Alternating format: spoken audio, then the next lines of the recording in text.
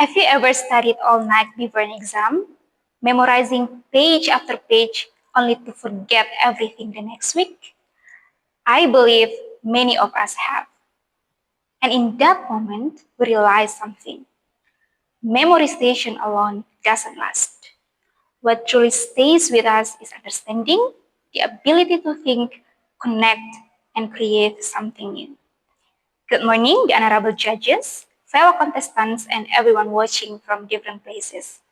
My name is Angela Casmita Behar, and I'm a third semester student from Widya Mandira Catholic University. Today, I'm deeply honored to deliver my speech entitled From Memorization to Critical Thinking, Rethinking Indonesian Classrooms. Ladies and gentlemen, in today's globalized and digital world, we are challenged more than any generation before us. We can no longer rely merely on what we know, but on how we think. The world no longer values those who can only remember information, but those who can create something new from it. And for that reason, critical thinking is not just important, it's essential. But where does it all begin? It begins with education. It begins in our classrooms. Now, don't get me wrong. Memorization indeed has its own place. You can't analyze something if you don't remember the basic facts, right? So it's an essential tool that supports deeper learning. But we can't rely on memorization alone. Critical thinking what makes learning meaningful. It helps students become independent learners, people who understand deeply, not just remember temporarily. Critical thinking doesn't only focus on what, but explore the why and how, guiding learners to understand deeply and apply knowledge with creativity. However, despite its importance, critical thinking remains one of the biggest challenges in many Indonesian classrooms. Although it has been recognized in our national curriculum since 2013, the reality often tells a different story. Many teachers still depend on textbooks that schools require and on standardized tests.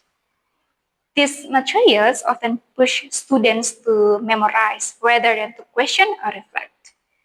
As a result, the classroom becomes a place of repetition when it should be a place of exploration.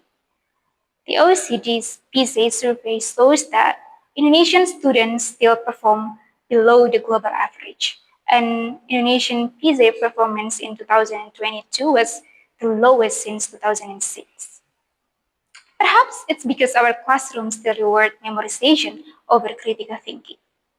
So the question now, how can we move from memorization to critical thinking? First, we need to empower our teachers. Many teachers want to teach critical thinking, but they are not equipped with the right strategies. A good teacher is not just a giver of answers, but a guide who helps students learn how to think and discover their own answers. Second, we must embed critical thinking in every subject. It's not something to be taught in a single class, but a mindset to be practiced in all learning areas. Third, we need to build a classroom culture that values curiosity and questioning. Many students stay silent, not because they have nothing to say, but because they fear being wrong. Critical thinking grows in space where students feel safe to ask, explore, and disagree respectfully. And fourth, we must rethink how we assess learning. As long as exams reward memorization, students will keep memorizing. We need assessments that measure reasoning, creativity, and problem solving.